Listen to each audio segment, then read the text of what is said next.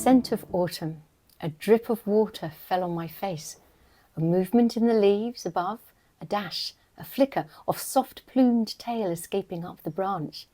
Wide-eyed, quick look, Chloe dog, alert and keen.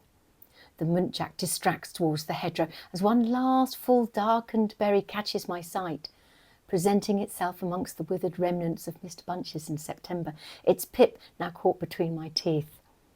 Breathe in how many lives, a memory awakened, a flicker, a flash. Wet bark, mulchy leaves, dried summer grasses layering the side of my Wellington boots. My stride strong, my posture tall, warm in early jumpers and familiar light scarf. She stops, furrows and quickens. I wipe the dewdrop off her nose. Leaves spiral down, slugs emerging, investigating the down-poured gritty path, unwitting to the inevitability of the Land Rover returning up to the stables. I move as many as I can. A folded leaf will do. Chloe pulling, restless for a new scent. Branched out ancestors, how long have you stood? Tall anchors to returning rooks, pauses for meowing buzzards, hedgerows glimpses the rabbit, fallow fields presenting the teasels. Time, make yourself known. Come out of the shadows. Show me which life, which memory, which may be, when I was here last. Or is your scent not woodland light shards of nostalgia, but the autumn misty breath of life? Ooh. I'm not reading mine now. Oh no, I'm done. I'm done. That's it now. We're not doing any more. So now, I'll read some Keats and that'll be fine. Yeah. Pretend it's yours. I hope you feel like beautiful. now It is beautiful. you've been on our walk, because Totally. with her on the lead, with greyhounds, I can't let her off the lead. She'd be off and with a squirrel or a rabbit. So she pulls here and she pulls there, and every time she pulls, I see something new. And sometimes you have a little flash of a beastie coming out of the copse, or I stop and her and go, oh, I'll just take that last berry. What I loved about it is the thing when I don't really write poetry like that because I find it too big. Yes. I find the landscape too big to capture. And what I love is that you've captured it in lots of tiny details which add up to a beautiful picture. Oh, thank you It's so really much. lovely. And I'm going, that's how you do the thing that I can't do. I'm very, I think I've got these other sides, this like light, frivolous side, but an intense side, a real Gemini, both. And I know with myself, I'm like I cannot be serious too long. But then when I'm either on Instagram sharing the pictures I like, I suddenly go into this depths of really wanting to feel what it's all about in the big picture. And I think that brings me back to my Reiki, my sound healing. I enjoy it, but then I want to lose myself into these questions of where do I fit into this whole fabric? Yeah. So I'll see the flash, but where am I in all of this? I feel it, but I don't always understand it. So I'm always asking the question.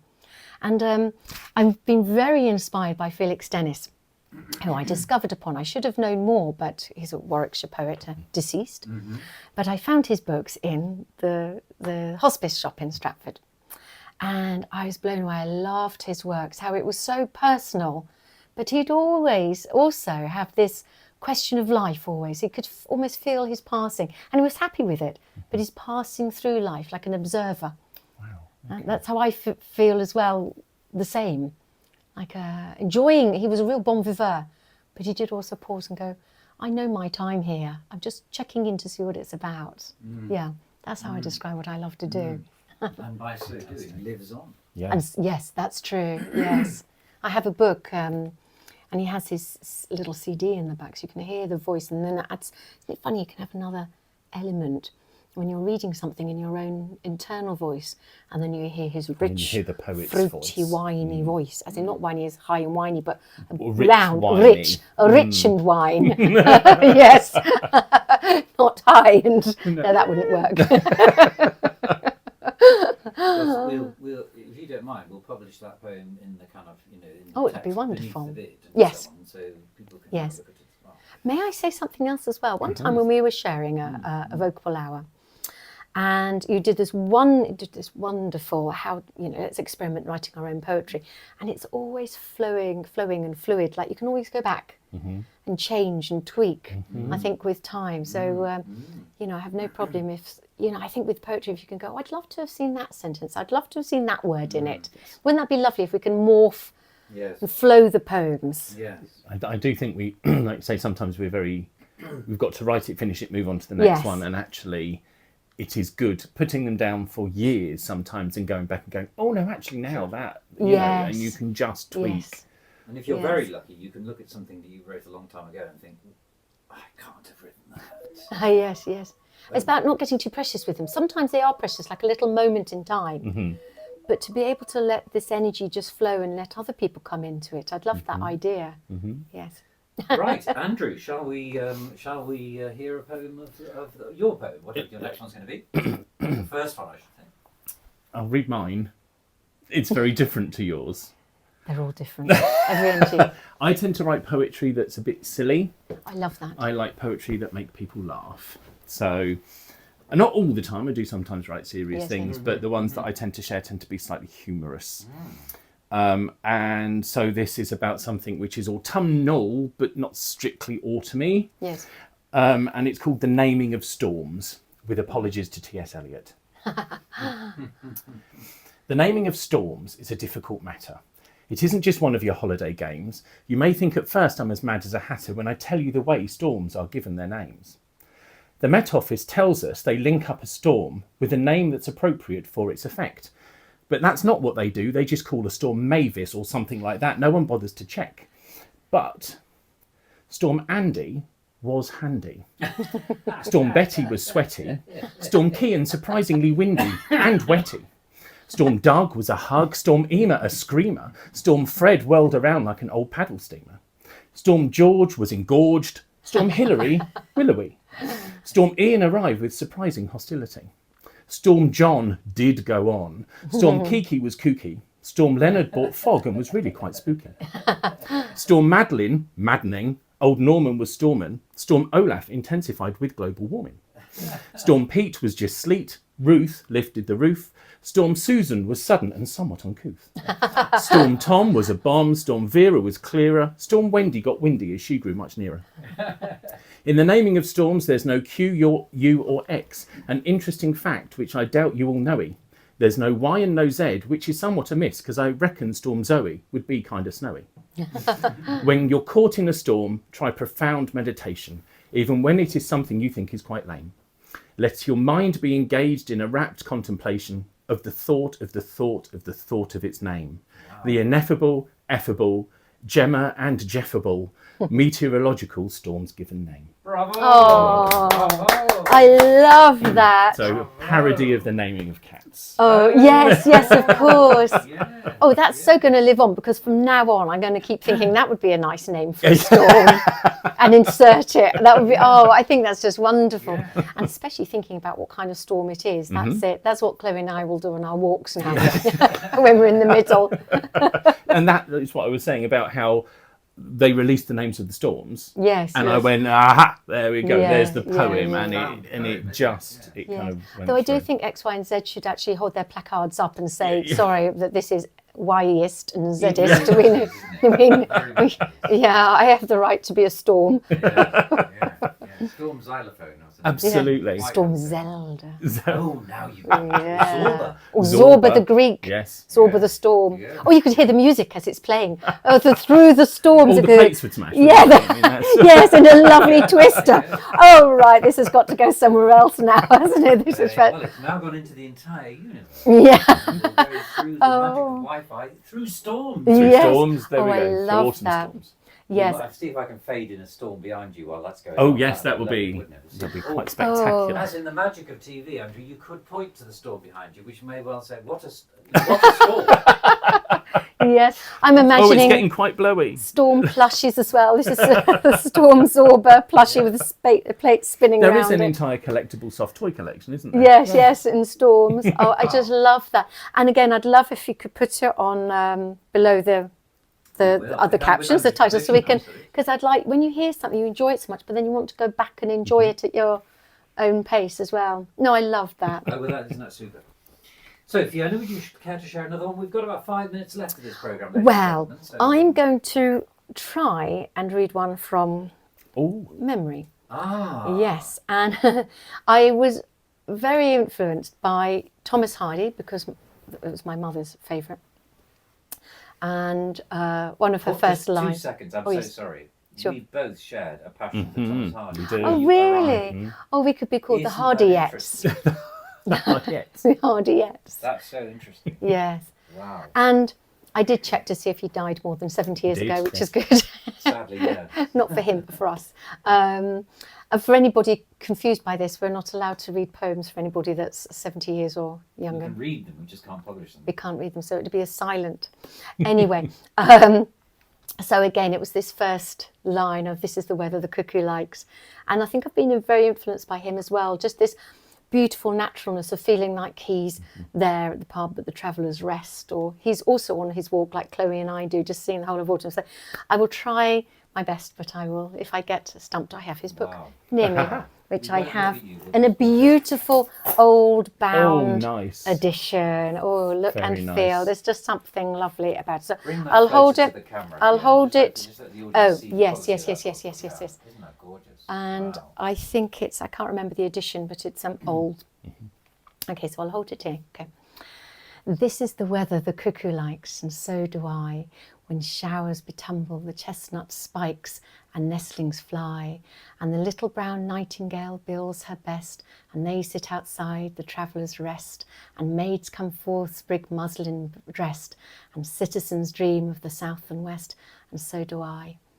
This is the weather the shepherd shuns, and so do I, when beeches drip in browns and duns and thresh and ply, and hill-hid tides throb throw on throw, and meadow rivulets overflow, and drops on gate bars hang in a row, and rooks in families homeward go, and so do I.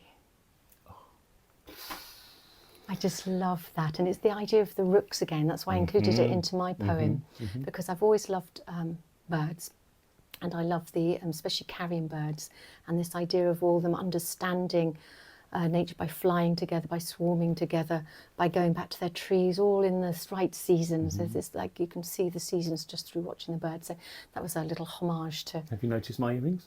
I love Got them. with the ravens in? Yes. Actually, it's funny. We're both wearing animal orientated. I have Yes, Chloe you, dog. You have dogs. Oh, Yes. The universe has just conspired to bring you two With jewellery. Yes, jewellery. through your. Andrew, would you care to share? Yeah, well, I'm going to share the Thomas Hardy one. Oh, Which really? is lovely. Your last poem for this programme. Yes. And then but we'll hear you again next month, of course. Of course. It's a lovely poem called Last Week in October. It's very, very lovely. The trees are undressing and fling in many places, on the grey road, the roof, the windowsill, their radiant robes and ribbons with yellow laces. A leaf each second so is flung at will, here, there, another and another, still and still. A spider's web has caught one down coming, while I'll read that bit again. A spider's web has caught one while down coming, that stays there, dangling when the rest pass on. Like a suspended criminal hangs he, mumming in golden garb, while one yet green, high yon trembles, as fearing such a fate for himself anon. It's just beautiful. It is, and It is again, that beautiful. incidental of seeing a spider and just stopping in the tracks and really enjoying it, enjoying that moment. That's Just- beautiful. I love that personification of the leaves as they fall. Yes, It's just, yes. it's such a powerful image, I think. I think he is autumn. I think Thomas Hardy is autumn now. Yeah. We'll discard everything else he wrote. Yes, just autumn. He lived rather, his life was very much autumnal, wasn't it? The latter half. Yes. So, Fiona, would you care to share your final poem for this particular edition? Oh, I'm really sorry. That's it from me. In that case, that's an elegant sufficiency, as we might say. Would you care to sign off this particular program? I will do. I will just say one thing though, because I would have liked to have read one of Felix, as I've mentioned him, Felix Dennis, my inspiration. This is Tales from the Woods, and as I said, there was a little CD in the back. But if you do get to see this book, highly recommend it. He's got a poem called The Weeds of Warwickshire, which is about all the elm trees. And he writes so beautifully about, well, they might get a disease, but maybe they understand this because they always really shrink back into the earth and kind of hibernate. And this book is mostly about trees, but through the seasons. So if you want to imagine him wandering through the countryside and then stopping in awe and just writing a poem about it and filling up your senses with what he sees as if you're standing next to him, please get this book. Well, we'll put an Amazon link, shall we? And, That would be wonderful. thing. Yes. Yeah. That would be fantastic. Thank you. Show notes, I believe they're called. Oh, are they? Oh, yes. The Yes. show notes. Yes. So, a final word from you, Andrew, for this month? I love autumn. Yes, I do It is too. my favourite of all of the Is seasons. it? What is it about it that you like? I love the drawing in of everything. The colours are obviously amazing, but I love. I'm an Anderson. I'm a Viking, so I like a dark night. yes, You know, yeah. I'm not a big fan of the summer and the sun. So that kind of drawing in that is just very, very comforting. I feel. Do you start getting out the flagons of ale and singing hearty songs as well at The the house same is time? currently decorated in 1,000,000 pumpkins. Yeah, that's wonderful. I love it. Is Oh, the northeast of England safe from your attentions? I might be heading there soon. yeah. Oh, and I think a little pumpkin pie could be coming our way then. Absolutely, Yeah. do love a pumpkin. Yeah. pie. Lovely. Very Good. lovely. Seasonal fruits and vegetables, lovely. Right, great. Well, Fabulous, we thank you. will see one thank of you. you at least in the next month's edition. Yes. Oh, thank you very much, viewer. From the Okay. Dragonfly and us, thank you so I'm not much. going to cut. Daddy Longlegs. It'll fade. I want it to fade out. Yes, yeah. It'd be a bit staged. The Dragonflies really enjoyed it. He's having a great time. So I one don't of you have now any- needs to decamp. I will decamp because I was thinking I only was here for, not here, as in went 20 minutes. And I suddenly went, I don't know where my brain's gone. I suddenly went, hang on. I thought I was doing something with you. And I suddenly thought, I was doing something with you, Andrew. So I've got my books and I'll have a quick rummage. Yes, or But- you could just do the same thing again. I don't think anyone would. Oh, thank you. I'm so You glad both you read liked so that. well. Oh, thank you. I really enjoy. Well, as I say, I want to see the poems again so I can just enjoy them and take my time. I thought it was wonderful. Oh, thank you. That was amazing.